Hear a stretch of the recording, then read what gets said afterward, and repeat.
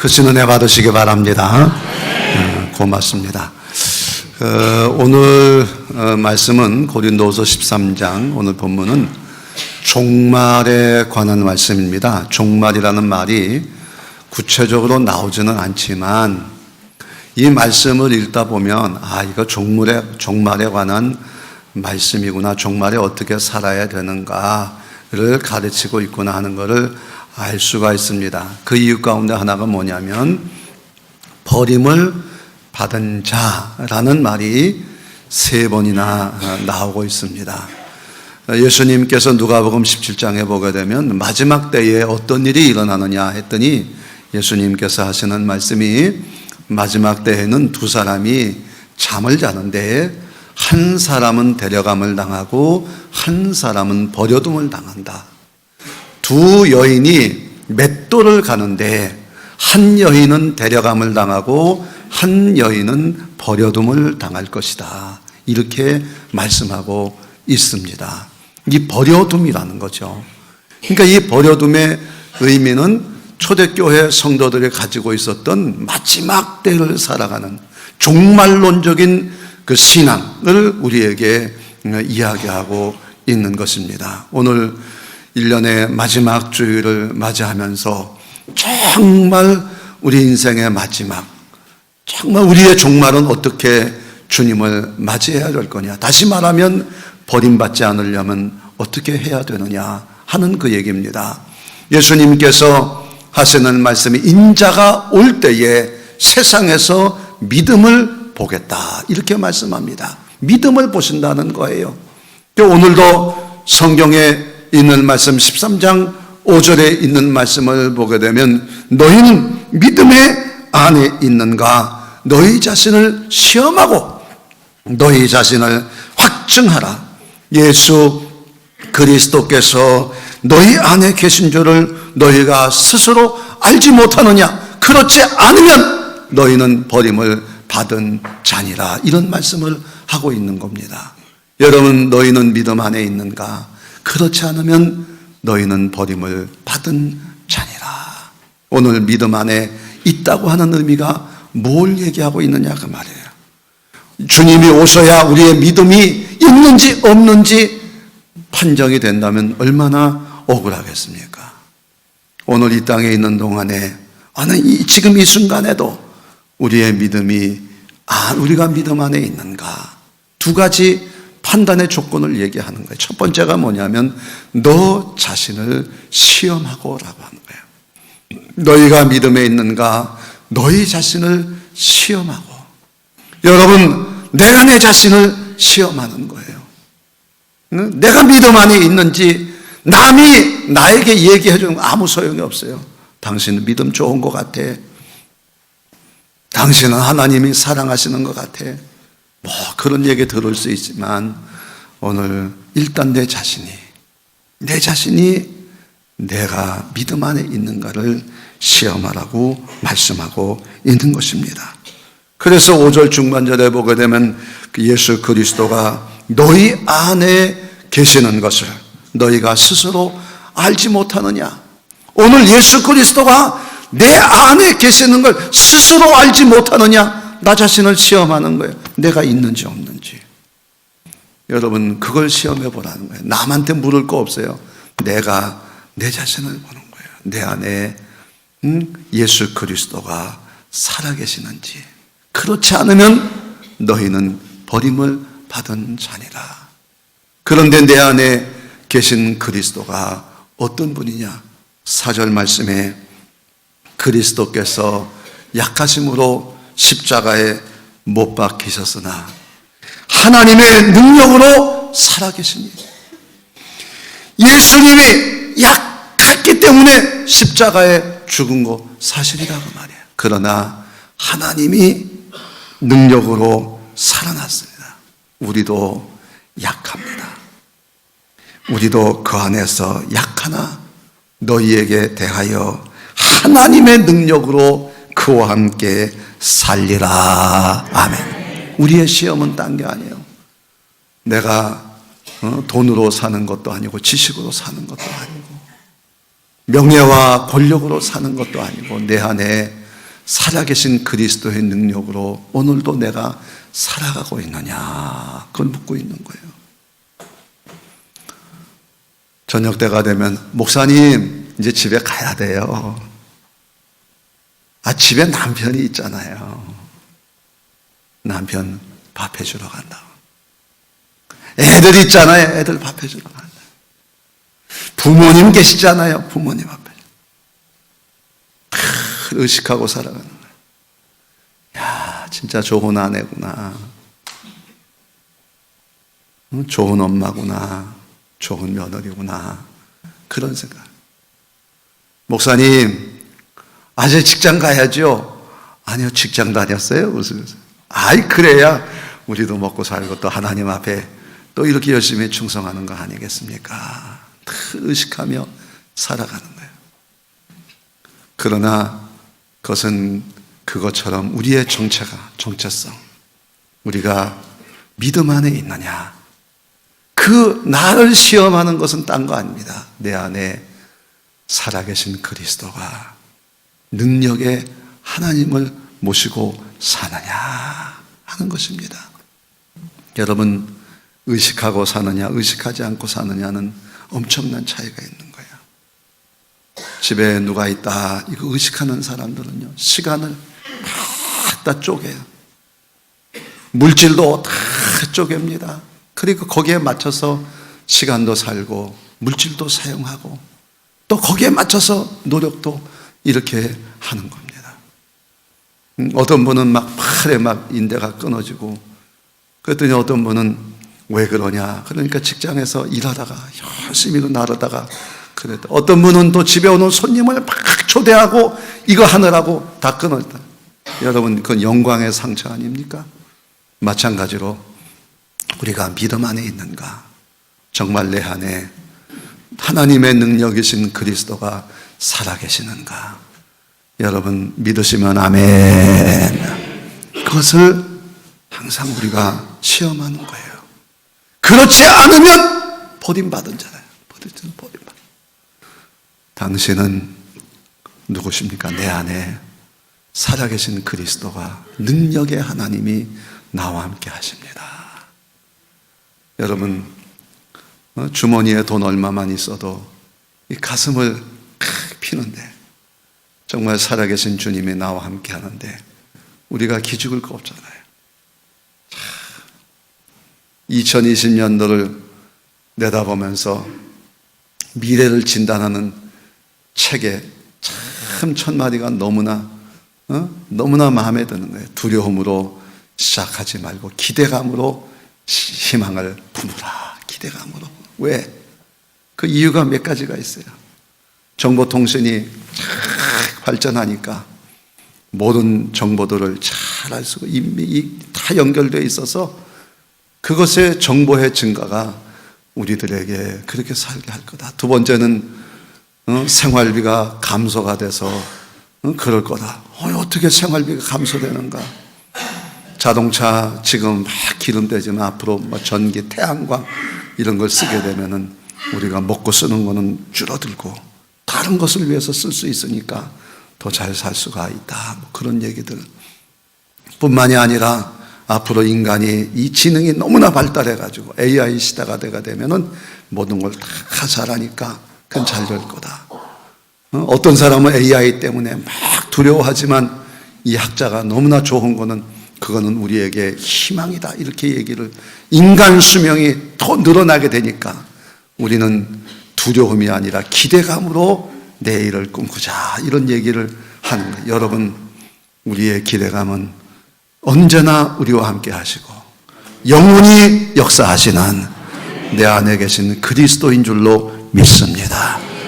늘 기대감으로 살아가는 거. 이분이 내게 어떻게 역사하실지 하는 겁니다. 두 번째는 너 자신을 확신하라고 말씀하고 있습니다. 너희가 믿음 안에 있는가? 너희 자신을 확증하라. 너희 자신을 확증하라. 그렇지 않으면 너희는 버림을 받은 자니라. 확증이라고 하는 말은 시험하는 것보다 한 단계 더 높은 거예요. 다른 사람 앞에서 확증을 하는 겁니다. 종들 앞에서, 나를 핍박하는 자 앞에서 우리가 살아가는 모든 삶의 현장 속에는 어려움이 항상 있는 거예요.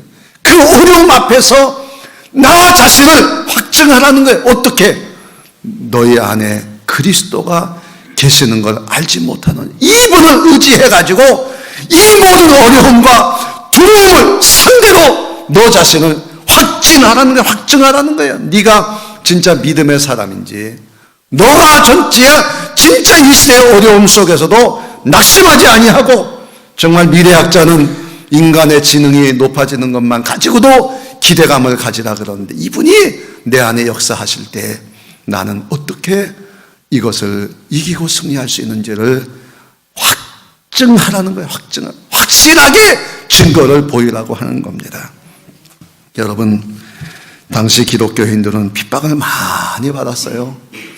유대인들이 기독교를 이단이라 그래가지고 정말 사도 바울 같은 경우는 끝까지 쫓아가서 뭐 예수님 십자가에 못 박는 것처럼 사도 바울도 그렇게 어려움을 겪게 합니다. 로마가 황제만이 신인데 하나님을 믿는다 그러니까 막 괴롭히는 거예요.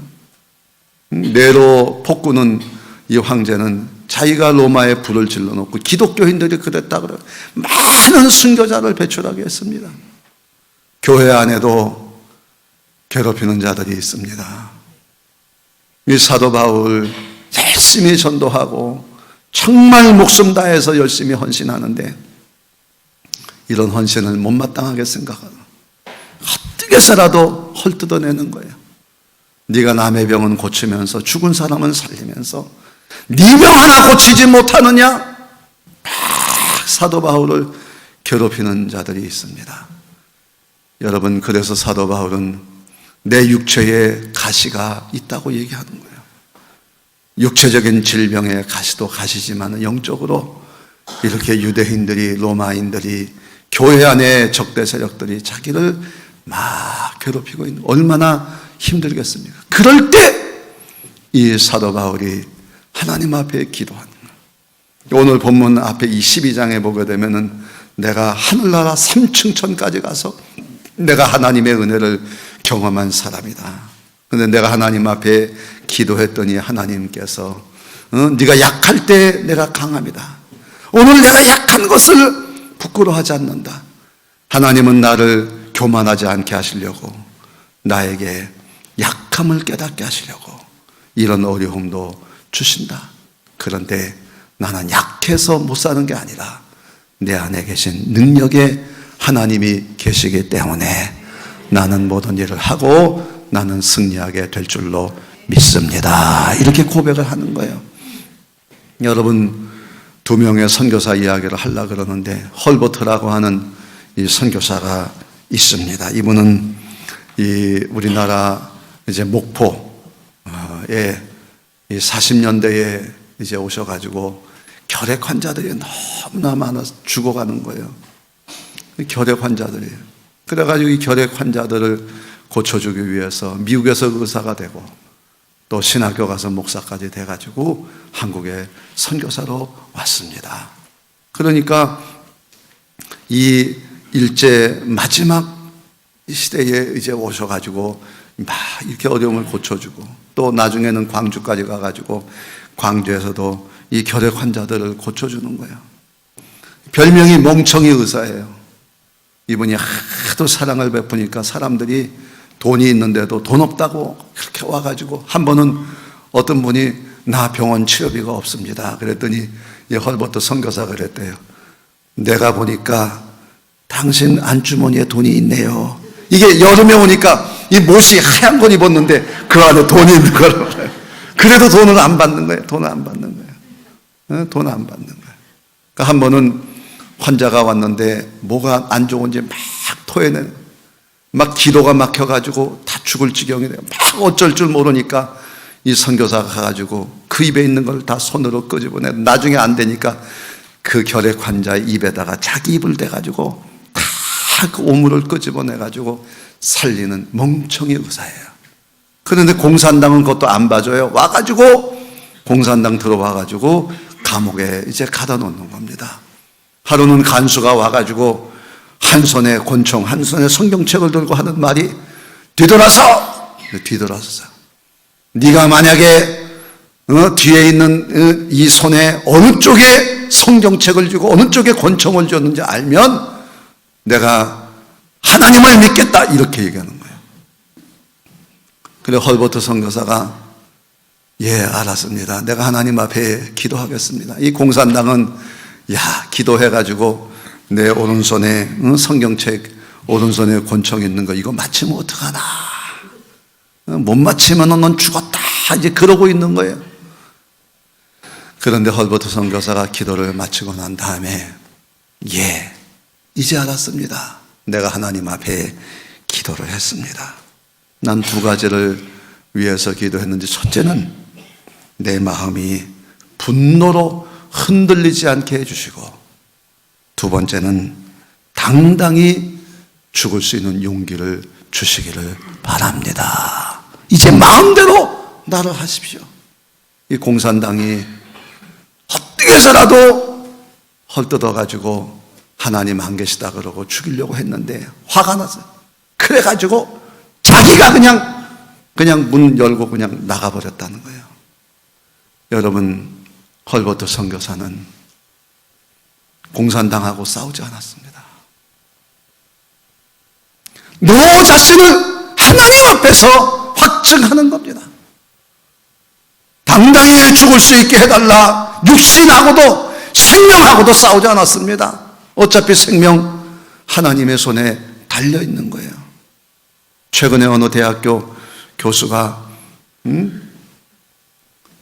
대학교에 요즘 문제가 있어가지고 사표를 내면서 하는 말이, 내가 돈이 없지 자존심이 없냐, 일본 사람 말로 가오가 없냐, 여러분, 예수 믿는 사람이 그런 자존심이 있는 거예요. 그렇게 하나님이 우리를 살게 하시는 거예요. 세상은 우리의 싸움의 대상이 아니에요. 우리에게 다가오는 어려움 자체를 놓고 싸우는 게 아니라 내 자신이, 내 안에 그리스도가 살아계신 능력에 하나님이 계시는가, 그분과 내가 어떻게 살아가느냐, 이게 우리의 싸움의, 영적 싸움의 대상이라고 말이에요. 그 사도 바울이 6절에 있는 말씀, 내가 버림받은 자가 되지 않는 걸 너희가 알기를 원하는데, 우리가 악으로 행하지 아니하는 것은 우리가 옳은 자임을 나타내는 거예요. 옳은 자, 내가 착하다, 이거를 보려는 거예요. 내가 착한 사람이야, 우리는 착한 일을 해, 이거를 보려고 하는 것이 아니라, 내가 버림받은 자 같을지라도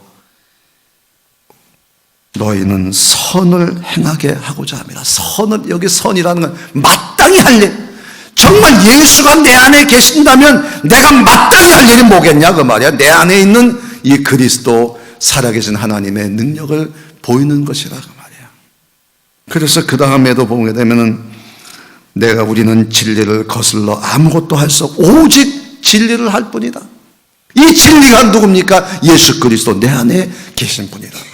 이분을 거스를 수가 없어요. 내 안에 늘 계시기 때문에 이분을 의지해서 살아가는 거예요.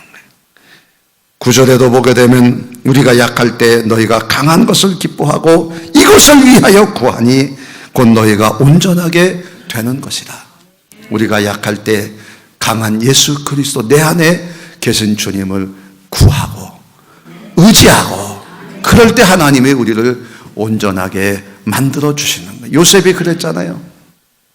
요셉의 싸움의 상대가 형들이 아니에요. 자기를 팔아먹은 형들이 아니에요. 늘 하나님이 함께 하시는 거예요. 그게 자기의 영적인 싸움인 거예요. 보디발의 아내가 자기를 모함해서 감옥에 가둬도 보디발의 아내를 복수하겠다, 그런 심정으로 살지 아니하고 그 안에서도 늘 하나님이 함께 하시는 것, 그것이 자기의 경쟁 상대인 하나님 앞에 내가 버림받지 않기를 원합니다. 그러니까 하나님께서 그를 국무총리가 되게 하셔. 국무총리가 그의 경쟁 상대가 아니에요. 그 안에서 하나님이 내게 어떻게 역사하셨느냐, 이 모든 일을 행하신 것은 하나님이신 줄로 믿습니다. 그래 형들도 용서하고 다 용서하는 거예요. 국무총리 됐을 때 누가 제일 무서웠겠어요? 보디발의 아내야. 아무런 얘기 나오지 않아요. 늘 하나님이 경쟁 상대. 그래서 하나님께서 이 요셉의 담의 가지를 넘게 하시고 이렇게 축복을 하시는 거 아니겠습니까? 또 한 사람의 선교사는 우리가 잘 아는 펄복 여사 이야기입니다. 어려서 이 펄복이 가졌던 이 경험을 너무나 가슴이 뜨거워가지고 이 얘기를 항상 하고 있어요. 펄복이 대지라고 하는 그 세계적인 베스트셀러 이 책을 쓰신 분입니다. 원래 아버지가 중국 선교사예요. 그래서 중국 가서 살았습니다. 그런데 폭도들이 하루는 습격해 들어온다는 거예요. 아버지는 선교 여행으로 떠나시고 엄마하고 둘이 있는데 엄마가 얘야 기도하자. 기도를 마치고 나더니 엄마가 이 펄복에게 하는 말이 이제 우리는 손님 맞을 준비를 해야지. 폭도들이 오는데 왜 오느냐? 가뭄이 들고 흉년이 드니까 이거는 서양 귀신 때문에 그렇다는 거예요. 그래서 가가지고 서양 귀신 이것들을 다 때려 죽이고 그 집을 불살라 버리자는 것이 동네 사람들의 계획이었어요. 이 소식을 미리 알고 하나님 앞에 기도하는 가운데 펄복에게 하는 말이 이제 손님 맞을 준비를 하자. 집안 청소를 다 깨끗하게. 우리 손님 오면 이제 집안 정리하잖아요. 이렇게 다 하고 그 다음에 다과 준비를 잘 차렸어요. 손님 맞을 준비하니까. 그리고는 대문을 활짝 열어놓고 펄복에게 엄마가 하는 얘야 너는 마당에서 놀다가 손님들이 오시거든 어서 오세요 웃으면서 인사하고 잘 맞이해라. 그리고는 이 어머니는 피아노를 치면서 찬송가를 부르는 거예요. 내 주를 가까이 하게 함은 찬송을 쫙 부르면서 손님 맞을 준비를 하고 있는 겁니다. 폭도들이 몽둥이를 들고 막 씩씩거리면서 몰려왔어요. 웬걸? 대문이 닫혀 있어야 되는 열려 있는 거예요. 그 대문 들어왔더니 어린아이가 인사를 하는 거예요. 어서 오십시오 환하게. 그리고는 안내를 해가지고 집으로 들어간대. 막 집이 막 문이 다 잠겨 있고 막 안에서 막 총을 들고 있어야 되는데 그렇지 않고 활짝 열고 여러분 오시기를 기다렸습니다. 그래가지고 거기서 차를 대접하고 다과를 이렇게 같이 나누는데 그들의 마음이 쫙 녹아졌어요. 막 얼굴 씩씩거리고 왔는데 녹아진 거예요. 그리고는 자기들이 원하는 소개의 목적을 달성하지 않고 그냥 이들이 돌아갔다는 얘기입니다. 너 자신을 확증하라! 여러분, 우리에게는 많은 어려움들이 눈에 보이게 안 보이게 다 오는 거예요. 그럴 때마다 우리는 내 몸이 아파서 나는 못 살고, 여러분 몸이 아파서 못 사는 건 아닙니다. 제가 병원에 갔더니 목사님 이제는 나이가 드셨잖아요. 나이가 드셨잖아요. 나이 드는 만큼 몸도 아프고 무릎도 아프고 아파서 못 살겠네. 아니에요. 하나님이 나를 약하게 만드시는, 그래서 인간의 부족함을 깨닫게 하고 젊은이들에게 힘을 주게 하고, 여러분 나이가 들면 지식은 좀 부족해도 하나님이 우리에게 통찰력을 주시잖아요. 그래서 그것으로 자녀들을 복되게 만드는 거예요. 우리는 하나님을 믿으니까 내 안에 계신 하나님을 세상에 살아보니까 하나님밖에 믿을 분이 없더라 얘기하는 거예요. 이 펄복 여사 어머니가 폭도들이 내 싸움의 대상이 아닙니다. 내 경쟁의 상대는 언제나 하나님이시란 말. 하나님, 이 하나님이 어떻게 역사하시느냐? 내 안에 그리스도가 살아 역사하시느냐? 고관절을 다쳐가지고 몇 달째 교회 나오지 못하는 집사님 봉투를 준비하고 있더라고요. 아니 이게 무슨 봉투입니까? 교회 못 나오니까 주일헌금 봉투 다 집에서 매일 그 교회 매주 교회 가는 것처럼 그렇게 주일헌금도 싸고 11조도 다 준비하고 절기헌금 목사님 제가 절기를 2번이나 못했습니다. 추수감사절도 못하고 성탄절도 못하고 절기헌금도 다 준비해가지고 이렇게 내는 거예요. 아니 몸이 아파가지고 그냥 몸도 움직이지도 못하는데 아니 이건 무슨 일이냐 그랬더니 저보고 이렇게 얘기합니다. 목사님 제가 이렇게 있다가 주님을 만날 수는 없잖아요. 주님 만나는데 내가 이 아파서 못 살겠다 이러고 주님 만날 수는 없잖아요. 내가 정말 주님 안에 있고 주님이 내 모든 것을 책임지심을 믿고 정말 신앙을 가지는데 요즘은 참 목사보다 교인들이 더 은혜를 많이 저한테 주는 거예요. 얼마나 마지막 여러분 우리 한국교회가 버림받은 것 같습니다. 기독교 사회적인 신뢰도가 착 떨어졌어요. 막 다른 종교보다 그냥 못한 거예요. 종교인 과세, 목회자 자녀 세습, 재정의 불투명, 성미투까지 정말 발가벗겨진 이 한국교회입니다. 여러분 이러할 때에 사도 바울이 말씀하는 거예요. 우리가 악을 조금도 행하지 않기를 구하는 것은 우리가 오름자임을 드러내는 거예요. 여러분 이런 것이 아니라 왜 우리가 이런 일이 생기느냐? 근본 원인은 딱 하나예요. 내 안에 그리스도가 살아계시고 그분이 역사하심을 믿고 순종하느냐라고 하는 거예요. 나한테 장신대 한국일 교수가 그러더라고. 목사님 한국교회 주는 거 걱정하지 마세요. 헌금 주는 거 걱정하지 마세요. 하나님께서 지금 채로 이게 이거 뭡니까? 채로 이 걸르시는 것 같아요. 알곡만 남기시는 것 같습니다. 막 성장하니까 막 그것이 우리 교회의 전부인 것 같은데 아닙니다. 오늘도 역사하시는 하나님이 있는 것을 난 너무나 많이 봅니다. 시골에 있는 작은 교회들이 막 살아서 역사하는 거예요. 돈이 없어요. 젊은이도 없어요. 그러나 하나님의 기적들을 나는 보게 됩니다.